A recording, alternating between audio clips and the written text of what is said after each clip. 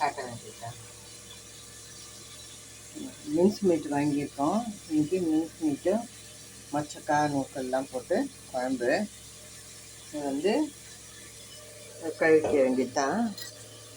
இது மாதிரி வடிகட்டிக்கணும்.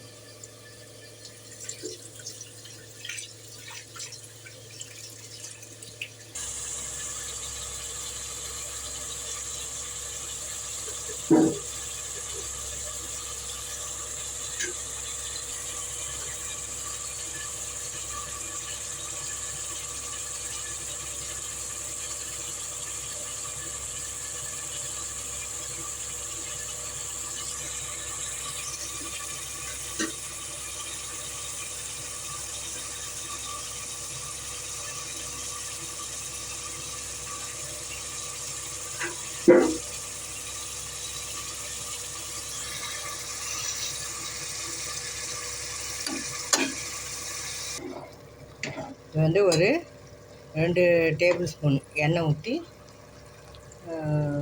வெங்காயம் வந்து ஒரு மீடியம் சைஸ் வெங்காயம் 2, தக்காளி வந்து ஒரு 3 தக்காளி போட்டிருக்கேன்.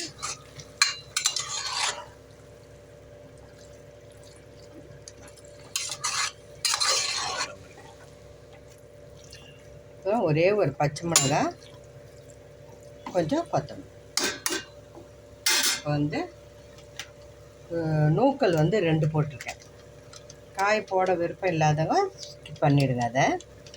இப்போ மஞ்சத்தூள் வந்து ஒரு 3/4 டீஸ்பூன் போட்டுக்கலாம்.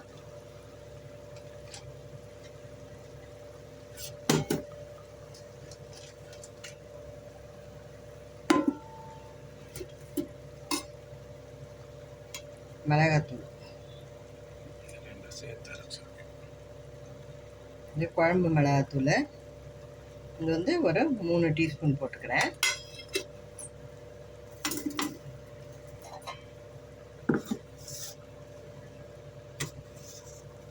இது வந்து மசாலா, இஞ்சி பூண்டு 2 பச்சை மிளகாய். இஞ்சி வந்து ஒரு அங்குல துண்டுன்னா ஒரு 4-5 பீஸ் மீடியம் சைஸு. அப்புறம் 6-7 பல் பூண்டு, 2 பச்சை மிளகாய், பட்டை, சோம்பு, லவங்கம், ஒரே ஒரு ஏலக்காய். தக்காளி வந்து கொஞ்சமாக அரிஞ்சதுலேயே கொஞ்சம் எடுத்து போட்டு அரைச்சிட்டேன். ஏன்னா நல்லா அரைப்படணுன்ட்டுன்னு அரைச்சிட்டு இதில் போட்டுக்கலாம். இந்த மசாலா வந்து மஸ்ட்டு, நல்லாயிருக்கும் டேஸ்ட்டு அருமையாக.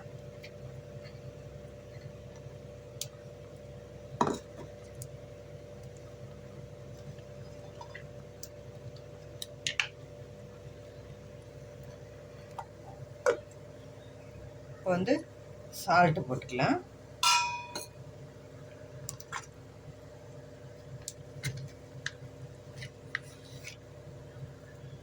சால்ட்டு தேவைக்கேற்ப, டேஸ்ட்டுக்கேற்ப எவ்வளோ போடணுமோ அவ்வளோ போட்டுக்கோங்க. நீங்கள் செய்கிற அளவுக்கு ஏற்ற மாதிரி போட்டுக்கோங்க.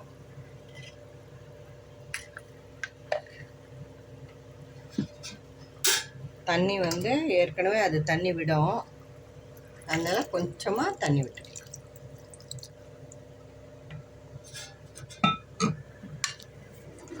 இது நான் வந்து காய் எதுக்கு போடுறதுன்னா, அது ஃபேட்டை கம்மி பண்ணோன்ற ஒரு காரணத்துக்காக நான் எங்கள் பழக்கம் அந்த மாதிரி நூக்கல் போடுவோம். நூக்கல், முருங்கைக்காய், கத்திரிக்காய் அந்த மாதிரி போடுறது. நூக்கல் வந்து மட்டனோடவே ஏன் போடுறேன்னா, அது நான் மட்டனோடவே வெந்தாலும் கரையாது. அதனால் வந்து இந்த மாதிரி போட்டுக்கிறேன். நம்ம கத்திரிக்காய், முருங்கைக்காயெல்லாம் போடணுன்னு மீட்டை வந்து வேக வச்சுட்டு அதுக்கப்புறம் போட்டு செய்யணும். இப்போ பாருங்கள், எல்லாம் போட்டாச்சு.